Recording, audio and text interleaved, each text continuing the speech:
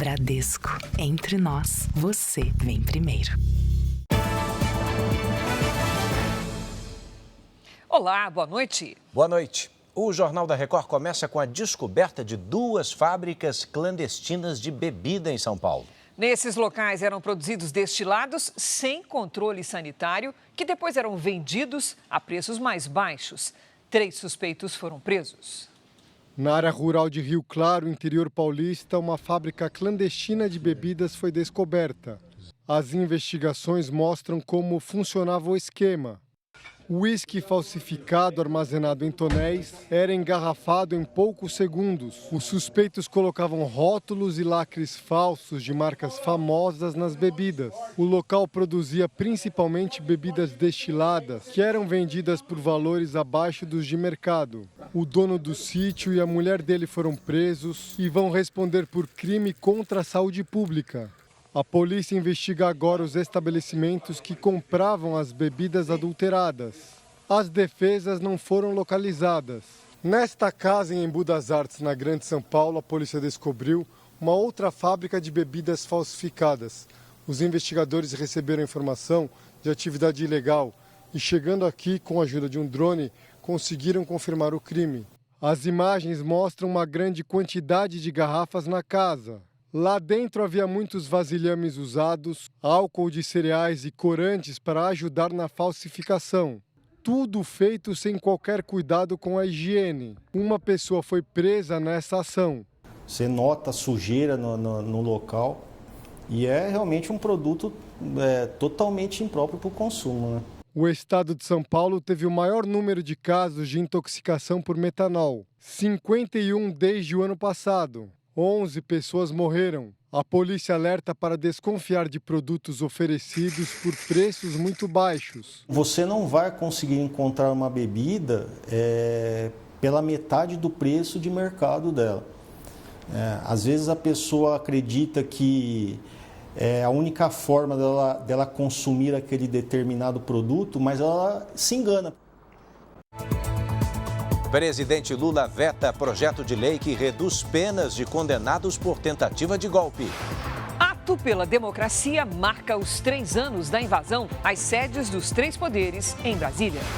Ministro da Justiça e Segurança Pública, Ricardo Lewandowski, oficializa a saída do governo.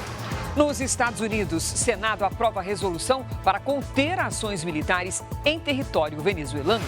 Depois de anúncio da Assembleia Nacional, presos políticos começam a ser libertados na Venezuela. Passageiros de ônibus são resgatados de bote e casa desaba durante temporal em São Paulo. E a preparação de Palmeiras e Portuguesa para a estreia do Paulistão no próximo sábado.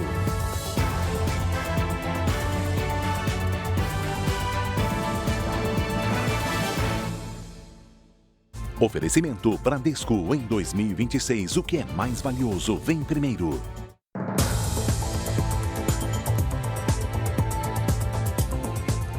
Não é de hoje que a popularização das canetas emagrecedoras fez com que as farmácias virassem alvo de criminosos. Em São Paulo, a polícia prendeu uma quadrilha que atacou 3 estabelecimentos em menos de uma semana. As câmeras de segurança flagraram a ação dos assaltantes. Um homem invade a farmácia em São Paulo por volta das 7 horas da manhã. Ele rende um funcionário e o leva para os fundos. Outra funcionária também é feita refém. Na sequência, mais 2 criminosos entram na farmácia. O restante aguarda do lado de fora. O grupo levou mais de R$40 mil em canetas emagrecedoras. O carro usado no assalto era alugado, o que facilitou a localização. O sinal do GPS mostrou que o veículo estava a poucos quilômetros da farmácia em um lava-jato. A polícia prendeu os 7 suspeitos e recuperou parte dos medicamentos. Eles subtraem esses medicamentos de alto valor e revendem por volta de um valor aproximado de R$1.000 a R$1.500 cada caneta. Os 7 suspeitos, incluindo 2 adolescentes, foram levados à delegacia. Segundo a polícia, eles já eram procurados por outros assaltos a farmácias neste ano na zona leste da capital paulista. Na madrugada de Ano Novo, eles foram filmados invadindo um estabelecimento. A quadrilha foi direto às prateleiras. Uma segunda câmera flagra um dos criminosos revirando o balcão. Em seguida, o alarme dispara, mas não intimida os suspeitos. 5 suspeitos vão responder pelos crimes de roubo e corrupção de menores. Os 2 adolescentes foram liberados. Além do roubo de canetas nas farmácias, as autoridades também estão atentas à entrada ilegal dessas mercadorias no país. Em Campo Grande, Mato Grosso do Sul, a polícia encontrou ampolas com medicamento emagrecedor escondidas em uma boneca. O remédio havia sido comprado no Paraguai. Um rapaz foi preso. E a polícia do Rio de Janeiro destruiu uma estrutura montada no meio da rua para esconder veículos roubados e facilitar o desmanche. Também foi encontrada uma área de lazer com piscina usada por traficantes. Entre as construções e ruas estreitas, um ponto prateado chamava a atenção. O telhado foi construído ao longo de uma das ruas do conjunto de comunidades de Senador Camará, na zona oeste do Rio. Segundo a polícia, a estrutura era usada para evitar o monitoramento das forças de segurança. O local servia de esconderijo e desmanche de veículos roubados. A característica de roubar veículos de luxo e principalmente veículos elétricos foram uma estrutura análoga a um eletroposto que nós encontramos justamente embaixo dessa estrutura metálica que eles construíram. Hoje, a polícia esteve no local para demolir o telhado. De acordo com as investigações, a segunda maior facção criminosa do estado usava a estrutura para esconder veículos roubados na zona oeste da capital e na Baixada Fluminense. Para chegar ao local, as polícias civil e militar mobilizaram mais de 500 agentes. 7 carros foram recuperados durante a ação. Barricadas foram incendiadas nos acessos a comunidades da região para impedir a aproximação das forças de segurança. Houve troca de tiros.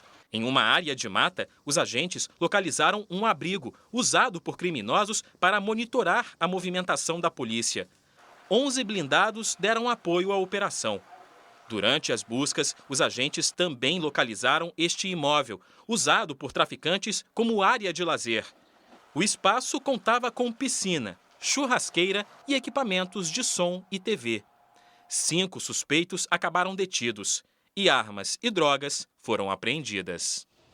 No Rio Grande do Sul, a polícia investiga se uma família com uma extensa ficha criminal foi responsável por uma série de roubos na região metropolitana de Porto Alegre. 18 mandados de busca e apreensão foram cumpridos em 5 municípios gaúchos. Um dos locais pertence a uma família com extensa ficha criminal. Era utilizado como se fosse o centro operacional dessa família, que estava vinculada a uma facção criminosa da região metropolitana, se valia de armas dessa estrutura criminosa para praticar os roubos de carga. Imagens de câmeras de monitoramento mostram os criminosos invadindo um depósito em Canoas, na região metropolitana de Porto Alegre. Eles renderam 2 funcionários e usaram empilhadeira para carregar 4 caminhões. 250 toneladas de tinta foram roubadas. O mesmo depósito já tinha sido alvo dos criminosos em março do ano passado. A quadrilha, que também roubou um depósito de laticínios, era monitorada pela polícia. Em 2 ações do grupo no ano passado, o prejuízo foi superior a 4 milhões de reais. A investigação apontou que a quadrilha vendia parte dos produtos roubados em plataformas online e também não descarta a participação de funcionários das empresas nos roubos. Eles já sabiam onde buscar a chave, então isso nos leva a crer que existe informação privilegiada e a participação de alguém de dentro. Um homem que aplicava golpes em mulheres que conhecia pela internet foi preso na Bahia. A polícia recebeu denúncias contra ele em 6 estados. Rony Kelton Silva, de 42 anos, foi preso em Feira de Santana, no interior da Bahia. Somente uma das vítimas sofreu um desfalque de R$80 mil. Ela prefere não se identificar. Ele tem várias mulheres que ele mente para elas dizendo que tem dinheiro com moedas da Bitcoins, que ele tem bens. E assim ele passa pela vida das pessoas, lesando, roubando. O relacionamento começava no ambiente virtual, com o uso de perfis falsos. Depois do contato presencial, ele conquistava a confiança das vítimas. Em seguida, aplicava o golpe, alegando que o casal seria sócio em um novo negócio. Logo no início, ele já inventava alguma coisa de investimento, já dava um jeito de obter alguma vantagem patrimonial logo nos primeiros dias ali de namoro. Denúncias já foram registradas nos estados da Bahia, Sergipe, Pernambuco, Goiás, Mato Grosso do Sul e Paraná. A investigação revelou que o suspeito também aplicava golpes financeiros contra estabelecimentos comerciais há pelo menos 6 anos. Em 2020, Rony Kelton teria comprado um par de brincos de ouro em uma plataforma digital. Nesta conversa, o vendedor cobra pelo pagamento, que nunca foi realizado. E eu vim descobrir que aquela conta bancária que ele fez o pagamento era de uma namorada dele, que ele tinha acesso a essa conta bancária e ele vivia dando diversos golpes, usando os dados bancários dessa mulher. Antes de ser preso, o suspeito teria aplicado golpes em hotéis e pousadas de Salvador. A defesa de Rony Kelton não foi encontrada. O programa do Banco Central, BC Protege Mais, bloqueou 111 mil tentativas de abertura de contas fraudulentas em pouco mais de um mês de operação. É muita coisa, né? O serviço gratuito funciona como uma camada extra de segurança, evitando a abertura de contas falsas. Fábio levou um susto ao acessar o aplicativo do banco. Ele descobriu uma transferência de R$100 mil para uma conta em nome dele, mas que ele nunca abriu. Tinham aberto uma conta em Florianópolis no nome da minha empresa, com RG novo, do modelo novo falso, os meus dados, mas uma foto não era minha, contrato social da minha empresa falsificado também. No caso do Fábio, os criminosos foram até uma agência bancária. Mas cada vez mais, este tipo de golpe tem sido aplicado em bancos digitais.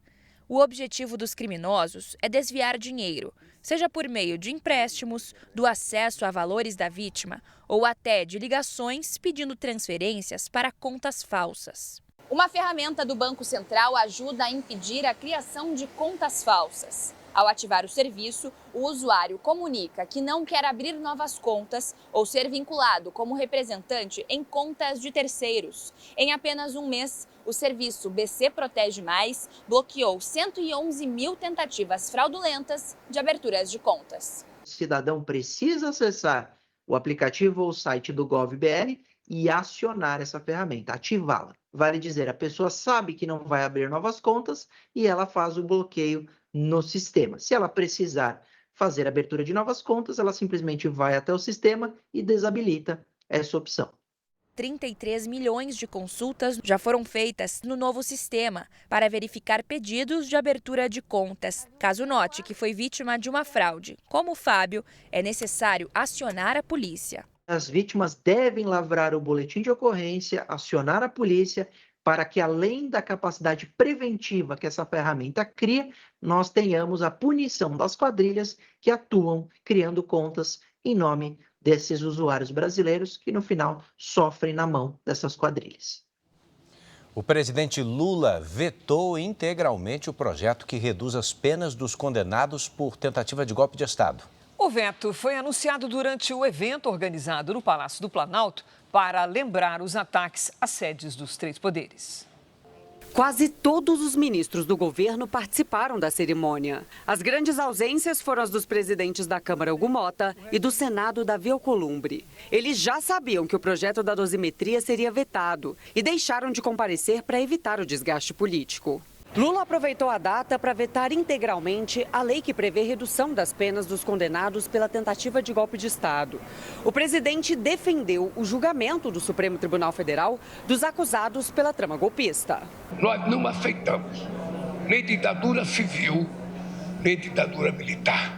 O que nós queremos é democracia emanada do povo e para ser exercida em nome do povo.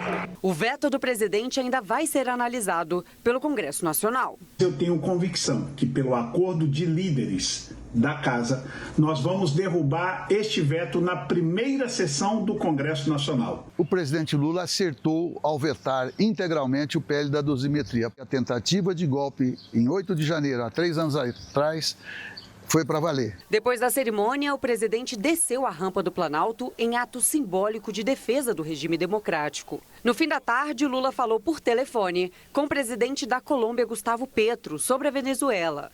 Eles reafirmaram que a situação no país deve ser resolvida exclusivamente por meios pacíficos.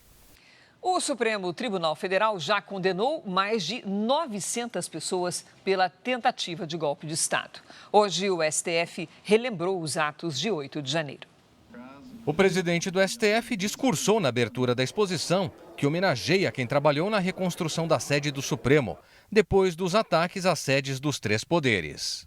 O 8 de janeiro, assim como os dias que se seguiram e os dias que se seguirão ao dia de hoje, também diz respeito à vontade de reconstruir, à dedicação, à resiliência, à fraternidade e ao compromisso inabalável com a democracia no Brasil e em todo o planeta. Fachin também reafirmou o compromisso do STF com a segurança jurídica e mencionou a independência e harmonia entre os poderes. O presidente do Supremo ainda elogiou o trabalho do ministro Alexandre de Moraes na condução dos processos da tentativa de golpe de Estado. Esteve onde precisava estar, não por bravata, mas porque era seu ofício, aquele mesmo que nós todos deste tribunal, ao aqui ingressarmos, juramos exercer. Desde o ataque à corte em 2023, o STF responsabilizou 1.399 pessoas criminalmente pelos atos antidemocráticos. Foram condenadas 835 pessoas,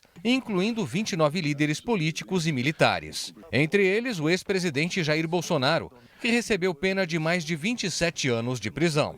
979 pessoas foram denunciadas por crimes menos graves. A reparação dos danos causados pelos atos do 8 de janeiro custou mais de 56 milhões de reais aos cofres públicos. Ainda hoje, os detalhes sobre o início da vacinação contra a dengue, com o primeiro imunizante de dose única do mundo, que é produzido aqui no Brasil. E a seguir, sábado tem Palmeiras e Portuguesa na estreia do Paulistão, com transmissão da Record, R7 e Record Plus. Portuguesa tenta quebrar sequência do Palmeiras, que não perde em uma estreia do Paulistão há 31 anos.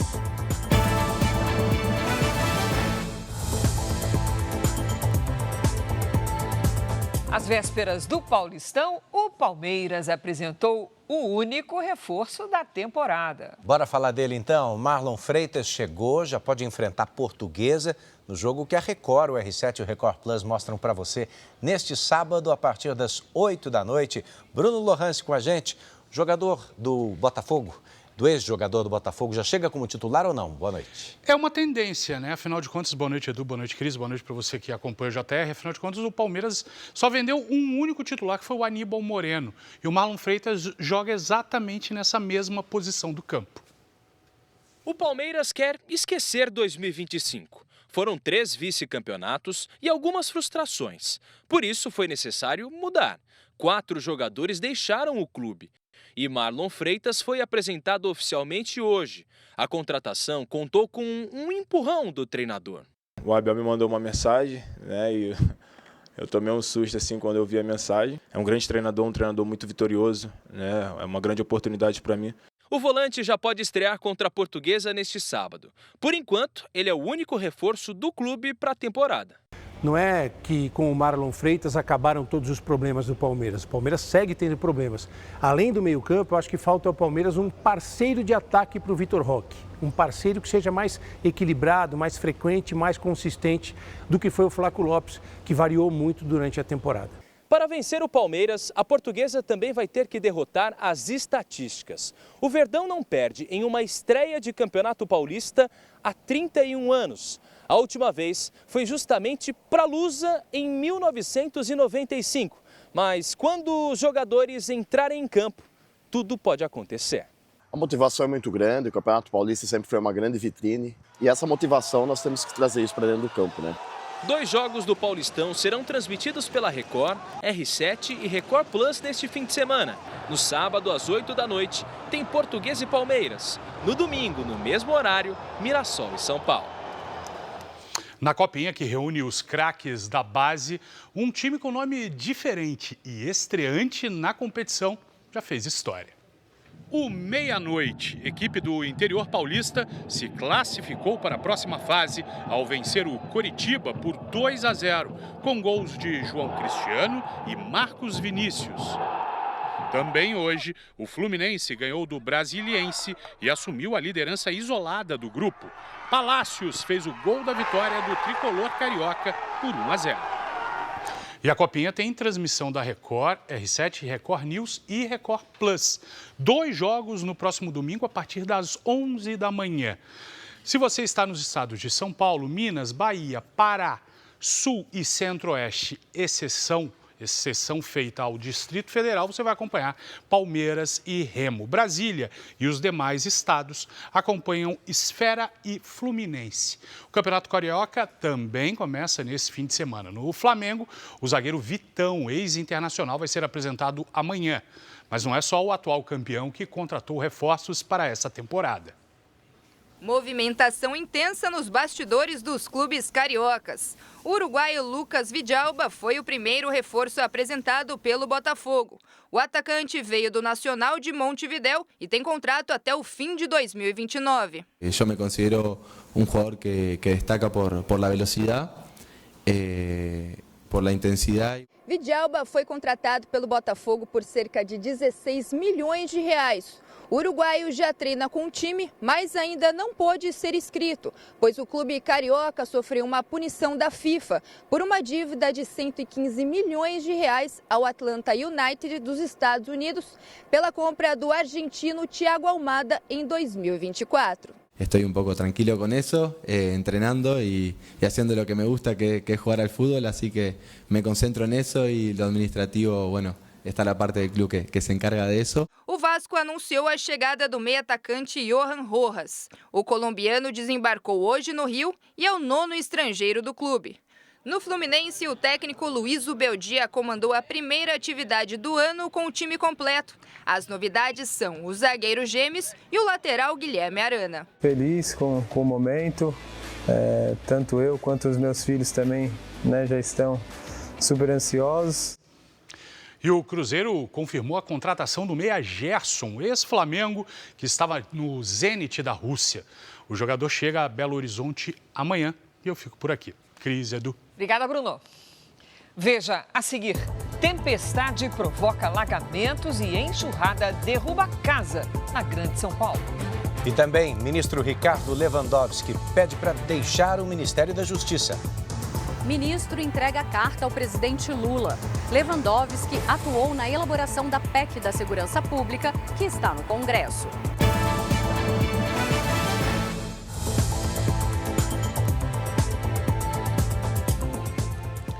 Há quase um ano, uma família da região metropolitana de São Paulo sofre com a morte de um empresário.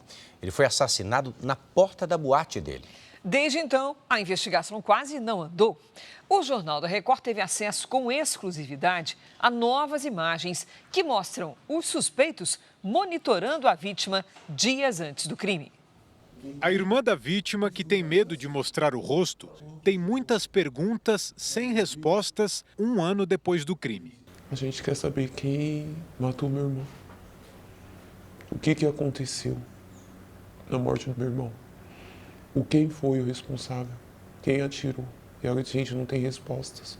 Osmar Guedes tinha 39 anos. Ele chegou a concorrer ao cargo de vereador em Osasco, região metropolitana de São Paulo, em 2024. E era dono desta casa noturna onde o crime aconteceu, no dia 23 de janeiro do ano passado. Nas imagens, Osmar aparece conversando com amigos em frente ao local. O assassino é este homem de boné e camisa clara que fala ao telefone. De repente, ele saca a arma e atira. A vítima ainda tenta correr, mas cai no chão e é atingida por mais disparos. O criminoso foge correndo. Uma pessoa que tinha sonho, que ajudava todo mundo que precisasse. As câmeras de segurança aqui da casa noturna, que flagraram a execução do empresário, também gravaram a movimentação dos suspeitos dias antes do crime. O Jornal da Record teve acesso a essas imagens com exclusividade. A família acredita que a rotina de Osmar já vinha sendo monitorada pelos criminosos. O circuito de fora mostra quando os suspeitos entram no local 5 dias antes do assassinato. São 11 da noite. Do lado de dentro, dá para ver a dupla mais de perto. A todo momento, os dois ficam de cabeça baixa e evitam olhar para a câmera. O caso agora é investigado pelo Departamento de Homicídios de São Paulo, que assumiu o inquérito apenas um mês atrás e ainda aguarda o resultado da perícia do celular da vítima. Todo mundo ficou abalado por conta disso. E a gente não vive, a gente sobrevive.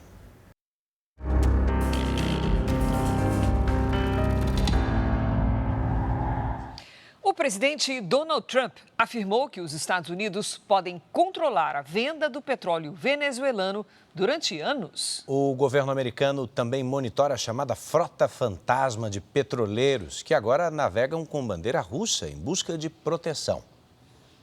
Novas imagens mostram o petroleiro russo, que navegava com nome e nacionalidade adulterados, antes de ser apreendido por um navio de patrulha dos Estados Unidos. A embarcação transportava petróleo da Venezuela sob bandeira da Guiana, mas trocou recentemente por conta do bloqueio americano à costa da Venezuela. Mais de 40 petroleiros da chamada Frota Fantasma passaram a usar a bandeira da Rússia desde junho do ano passado. Quase metade deles trocou só no mês passado. Analistas avaliam que os operadores dessas embarcações buscam proteção russa para escapar da apreensão americana dos navios que transportam petróleo venezuelano.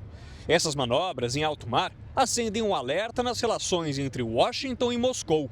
Para a Rússia, as ações americanas violam regras das Nações Unidas.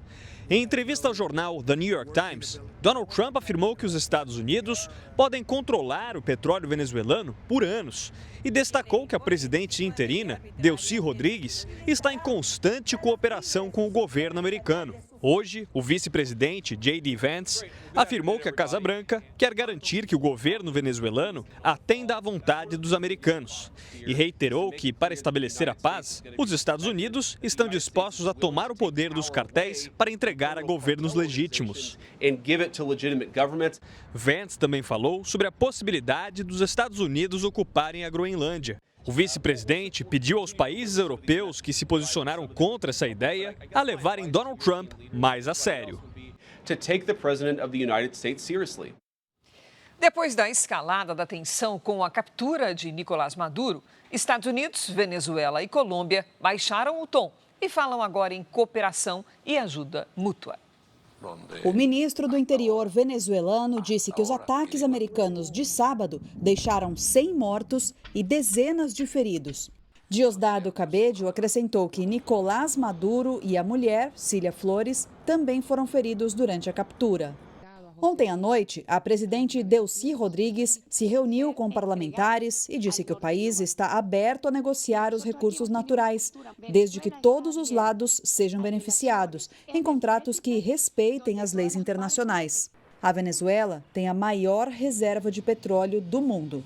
O cenário também é de cooperação na Colômbia. O governo concordou em fazer ações conjuntas com os americanos para combater guerrilheiros na fronteira com a Venezuela. Os presidentes Donald Trump e Gustavo Petro conseguiram reduzir as tensões após uma conversa por telefone.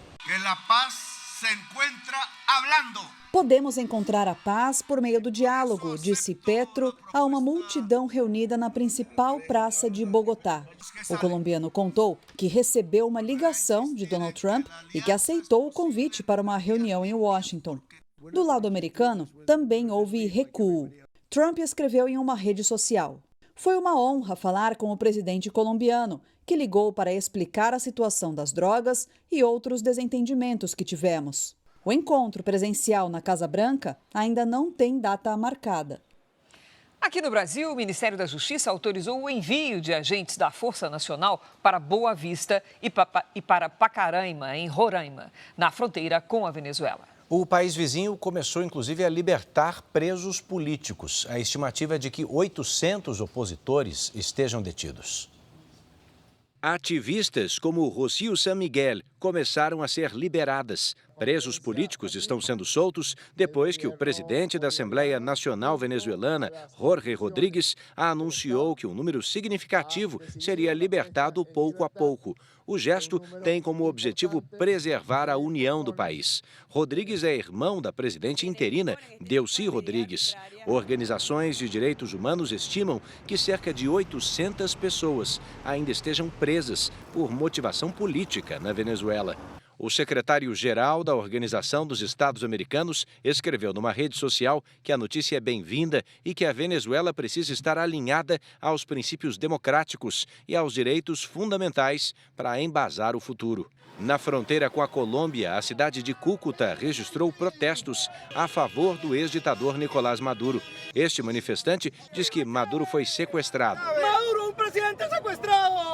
Também houve manifestação de colombianos e venezuelanos contra os ataques norte-americanos em outras cidades do país, como Cali e na capital Bogotá. Este idoso diz que nunca imaginou que assistiria a uma ação como essa num país vizinho. Um ato que jamais pensamos que se hubiera generado na América Latina. A Organização Mundial de Saúde e o governo brasileiro organizaram a coleta de 300 toneladas de insumos para hemodiálise, que serão doados para a Venezuela. A mobilização ocorre depois que um dos principais centros médicos foi atingido pelo ataque dos Estados Unidos. 16 mil venezuelanos devem ser beneficiados e, segundo o Ministério da Saúde brasileiro, esses insumos não vão afetar os tratamentos feitos pelo SUS aqui no país. Nos Estados Unidos, moradores de Minnesota enfrentaram as forças de segurança hoje durante uma série de protestos. As manifestações cresceram depois que uma americana foi morta por um agente do Serviço de Imigração. Os policiais jogaram bombas de fumaça e gás lacrimogênio para afastar a multidão. 3 pessoas foram presas. Os protestos ficaram mais violentos depois que um agente da imigração atirou e matou uma cidadã americana que dirigia um carro na cidade de Minneapolis. Renee Nicole Good, de 37 anos, morreu no local. Ela era mãe de 3 filhos e havia se mudado recentemente para a região. A secretária de Segurança Interna, Kristi Noem, disse que o policial que atirou tentou se defender de um carro que poderia atropelá-lo. E o vice-presidente americano, J.D. Vance, afirmou que a mulher era uma das manifestantes que estavam lá para interferir em uma operação legítima. Segundo a imprensa americana, o agente que atirou tem 10 anos de experiência no serviço de imigração. A mãe de Renee disse que ela não participava dos protestos e que deve ter acelerado o carro porque se assustou com a ação dos policiais. Outros familiares revelaram que ela havia acabado de deixar o filho de 6 anos na escola e estava a caminho de casa quando foi baleada. Lideranças políticas do estado afirmaram que Renee estava no local como observadora legal, fazendo um trabalho voluntário de monitoramento das ações policiais. Autoridades locais não vão participar da investigação da morte de Renee. O FBI, a Polícia Federal Americana, assumiu o caso. O governador de Minnesota, Tim Walz, disse que o estado precisa fazer parte das investigações. Ele foi candidato a vice-presidente ao lado de Kamala Harris e é considerado um adversário político do republicano Donald Trump. No Irã, ao menos 45 pessoas morreram em 12 dias de protestos contra a crise econômica no país. Entre as vítimas, há 8 crianças.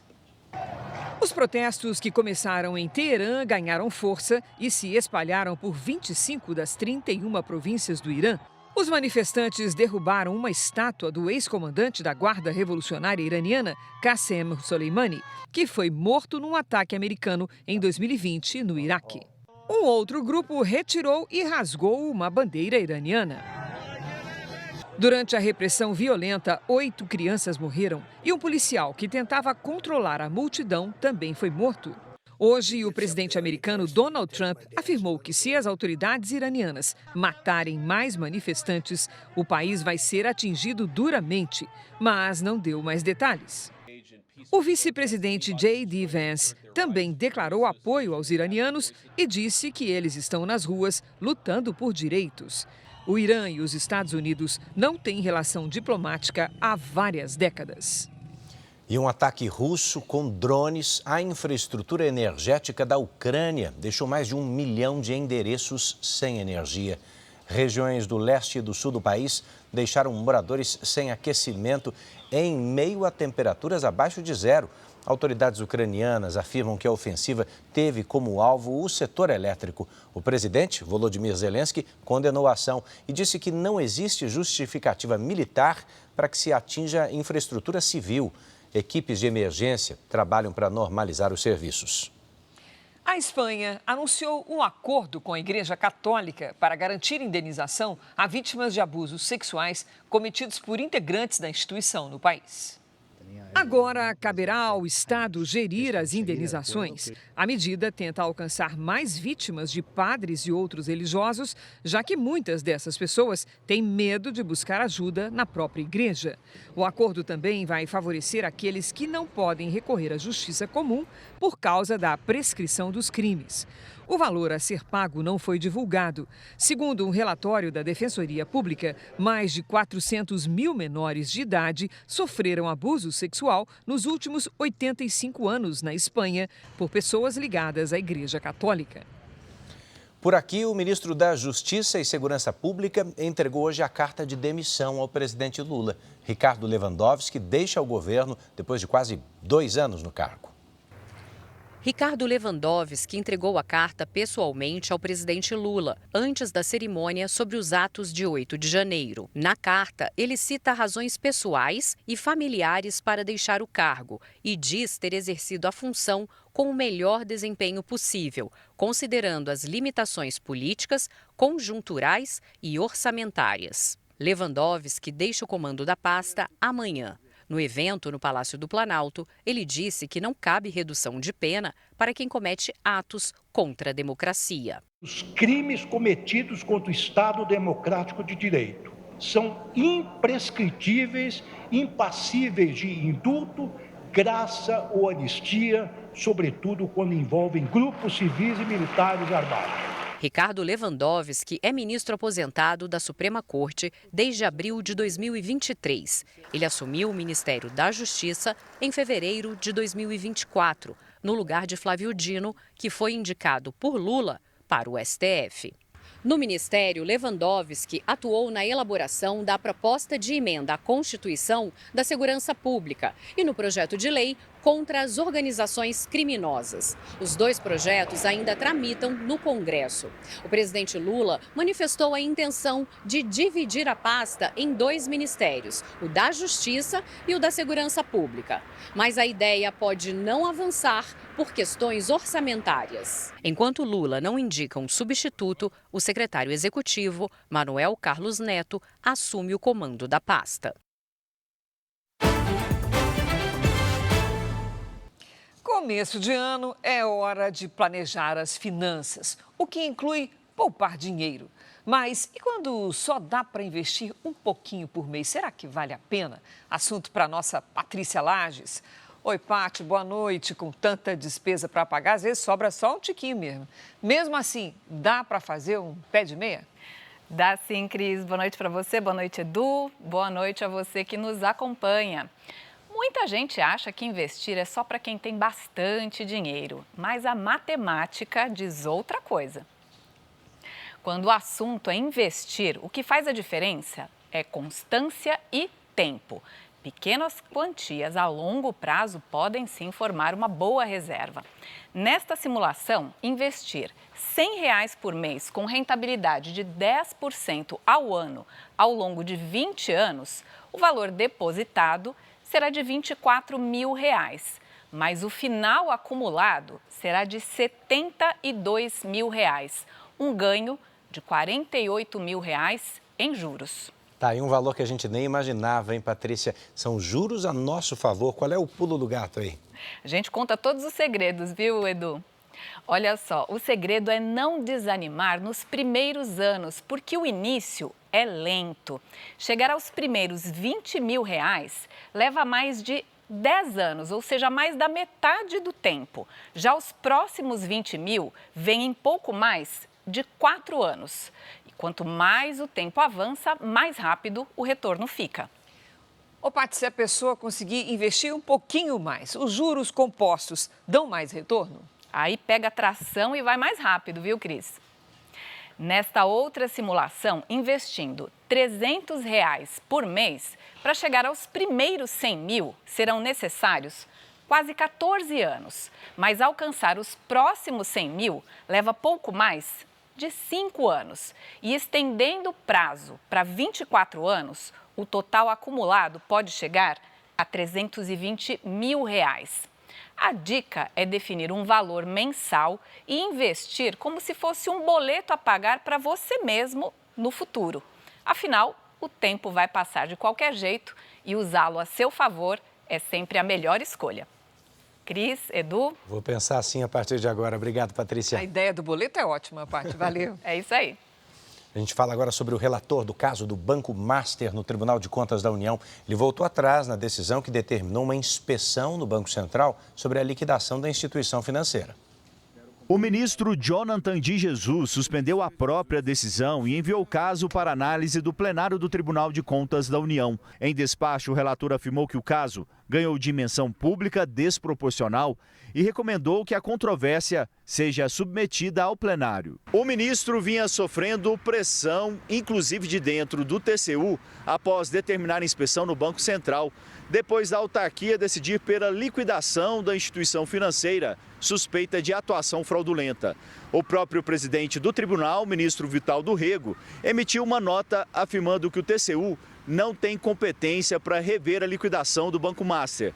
Agora caberá ao plenário da Corte decidir se o Banco Central passará a condição de investigado. Na segunda-feira, o ministro Jonathan de Jesus havia autorizado auditores a irem ao Banco Central para examinar documentos sigilosos sobre a liquidação do Master.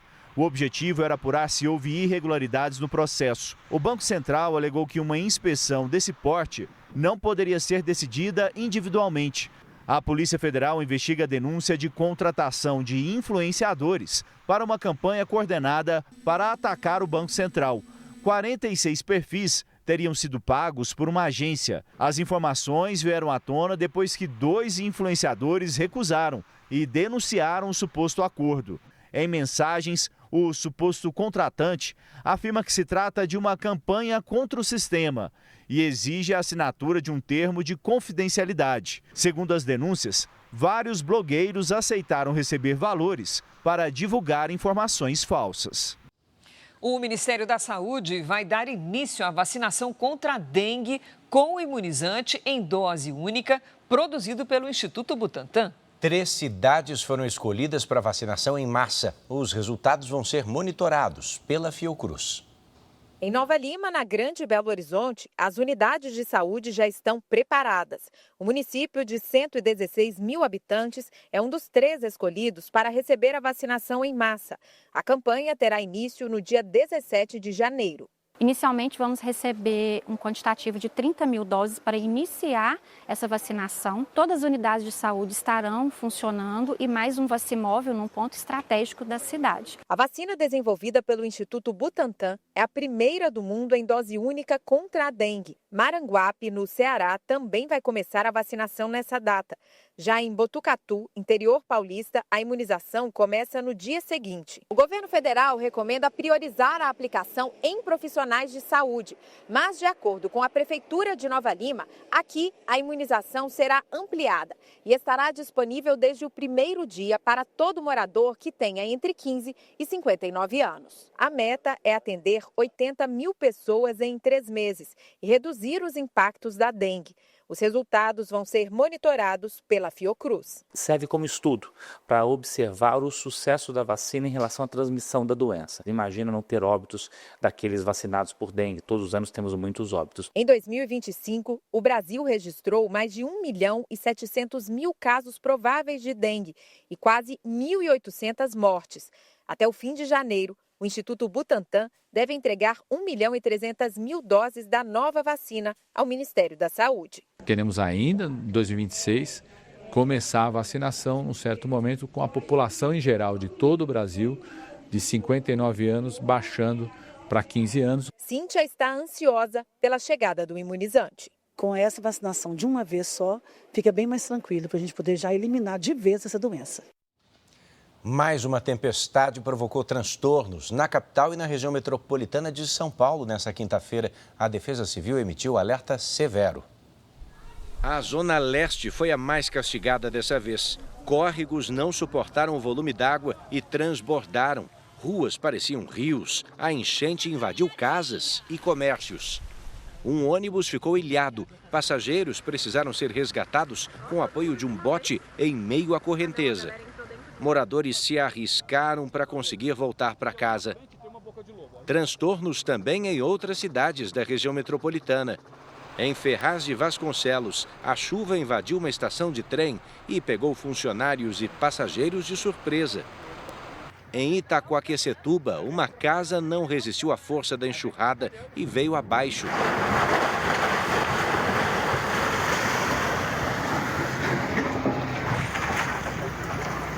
O imóvel estava vazio, ninguém ficou ferido. A presença de um córrego perto eleva o risco de novos desabamentos.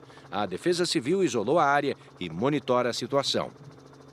Em Santa Catarina, um temporal também causou estragos em várias cidades. No município de Gaspar, na região do Vale do Itajaí, o teto de um posto de combustíveis desabou. A estrutura caiu sobre os carros, ninguém se feriu. A chuva alagou ruas e invadiu casas e comércios em Jaraguá do Sul. Não há registros de desalojados. Em algumas cidades da Serra Catarinense, houve queda de granizo. A Defesa Civil mantém alerta para novos temporais até o fim de semana. Nesta quinta-feira, as pancadas de chuva se espalharam por grande parte do Brasil. Quem traz os detalhes é a Lidiane Sayuri. Oi, Lid, boa noite. Chuvarada para todo lado. Sim, Cris. Olha, a culpa é do calor e da umidade, que ajudam a formar essas pancadas mais fortes de chuva. Com isso, aumenta o risco de transtornos como alagamentos. Boa noite a você. Edu, boa noite. E boa noite também para você que está com a gente. Amanhã será mais um dia quente, abafado e com chuva pelo país.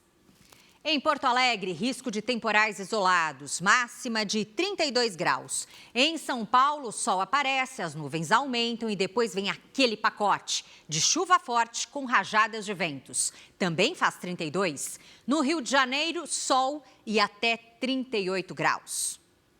Hoje, os maiores volumes de chuva caíram sobre o Amazonas e o Pará. As imagens de satélite mostram nuvens carregadas no centro-norte e no sul do Brasil. Nos próximos dias, a circulação de ventos no Rio Grande do Sul deve formar um novo ciclone extratropical. O estado segue em alerta severo para temporais e ventos, que podem atingir até 100 km por hora. No centro-norte e em grande parte do sudeste, a chuva vem forte. No litoral do Nordeste, chuva fraca e persistente. Em Florianópolis e em Vitória, faz 32 graus à tarde, 26 em Brasília, 30 em Manaus e até 29 em João Pessoa. Tempo delivery. O Antônio é de Mirassol, interior de São Paulo. Boa noite, Antônio. Entre sexta e sábado, sol entre muitas nuvens e máxima de 34. No domingo, pancadas de chuva. A Roseli quer saber como vai ficar o tempo em Seberi, Rio Grande do Sul. Oi, Roseli. Chove à tarde e à noite nesta sexta, máxima de 31. Sábado de chuva forte, ventania e trovoada, faz até 24. No domingo, ainda chove forte, mas ao longo do dia as instabilidades diminuem, máxima de 27. Participe do nosso Tempo Delivery com a hashtag você no JR. Cris, Edu. Obrigado, Lid. O empresário João Ricardo Mendes, ex-CEO da agência de viagens Herb, é considerado foragido. Ele teve o pedido de prisão decretado pela Justiça do Rio depois de ser liberado numa audiência de custódia ao ser preso no Ceará. O empresário João Ricardo Mendes tinha medidas cautelares para cumprir desde que deixou a prisão em julho do ano passado no Rio de Janeiro. 3 meses antes, o ex-CEO, que tinha lesado milhares de consumidores, havia sido preso em flagrante. Na época, ele foi acusado pelo furto de obras de arte e de outros objetos de um hotel e de um escritório de arquitetura no Rio. Mesmo sem autorização judicial para deixar o estado, João Ricardo foi preso na noite de segunda-feira no aeroporto de Jericoacoara, no Ceará. O empresário tentava embarcar de volta para Guarulhos, em São Paulo. Ele estava com um documento de identidade falso e com tornozeleira eletrônica descarregada. O ex-CEO passou por uma audiência de custódia no Ceará e foi liberado. Depois disso, a Justiça do Rio de Janeiro acatou um pedido do Ministério Público do Estado e decretou a prisão preventiva de João Ricardo Mendes. O juiz ainda determinou a expedição de um comunicado à Polícia Marítima, Aeronáutica e de Fronteiras para evitar uma tentativa de fuga. A defesa do ex-CEO negou que houve descumprimento de medidas cautelares e que vai recorrer da decisão. Enquanto o empresário segue foragido, este advogado trava uma batalha na justiça. Ele defende cerca de 1.000 clientes lesados pela empresa de viagens online de João Ricardo. A crise começou na pandemia, quando houve o descumprimento de pacotes promocionais vendidos pela internet. Atualmente, se o consumidor quiser ingressar com processo judicial, por mais que ele ingresse, não vai haver a citação da empresa, porque a sede está fechada. Então, o processo judicial ele não segue sem a citação formal ali para a empresa estar ciente sobre o processo. Essa época do ano, muita gente de férias, muitas pessoas escolhem fazer os chamados passeios de aventura. Mas a gente está aqui para te dizer que é preciso cuidado para essa diversão toda não acabar em resgate. Na natureza, os riscos são imprevisíveis para quem não tem preparo. Em Santa Catarina, uma mulher precisou ser resgatada de helicóptero ao cair num costão rochoso quando fazia uma trilha na praia. Em Foz do Iguaçu, Paraná, um homem se arriscou no parapeito das cataratas para recuperar um chapéu. Ainda no Paraná, o governo disse que vai reforçar a fiscalização no Parque Estadual, onde um jovem ficou desaparecido por 5 dias durante uma caminhada. Por causa desses riscos, a administração do trecho de Bertioga, do Parque Estadual da Serra do Mar, em São Paulo, triplicou o número de monitores cadastrados e intensificou a segurança. É importante pela própria segurança do visitante, né, para a gente poder garantir que essa visita ocorra da melhor maneira, que ele traga só lembranças boas e também para a segurança do ambiente. Até 2020, havia uma média de 20 ocorrências aqui nessas trilhas de Bertioga, que exigiam a atuação do Corpo de Bombeiros. Eram pessoas perdidas, machucadas e até afogamentos. Com o aumento da fiscalização e também da quantidade de monitores ambientais, essa situação mudou. Em 2025, não houve nenhuma ocorrência grave por aqui. Ao todo, são 12 trilhas monitoradas em Bertioga. Mirela e o filho vieram de São José do Rio Preto, interior paulista, para se aventurar no litoral. A gente escolheu uma equipe que conhece bastante o local e que, além de nos guiar, também proporciona segurança. Fazer essa trilha, que avança 10 quilômetros Mata Atlântica dentro, só é permitido acompanhado de monitor ambiental. Leandro é guia de turismo de aventura há 4 anos. Na mochila, leva kit de primeiros socorros e até tala de imobilização, que já precisou usar. Uma vez, uma cliente teve uma fratura de tornozelo, ela escorregou numa pedra e a gente de imediato já fez os procedimentos de primeiros socorros, né? Já acolheu a pessoa e aí deu tudo certo, a gente conseguiu removê-la da trilha e sempre muito importante não deixar ninguém para trás, né? Cuidados que podem fazer a diferença e evitar que a diversão termine em acidente. O Jornal da Record volta 00:30. Você pode assistir as reportagens de hoje no Record Plus e em todas as nossas plataformas digitais. A programação da Record também está ao vivo e de graça no Record Plus. Você fica agora com a novela Mãe. E logo depois de Reis, você acompanha o 4º capítulo da novela Chamas do Destino. Em seguida, fique com o penúltimo episódio de Estranho Amor. Ótima noite para você. Boa noite, a gente se vê amanhã. Até lá.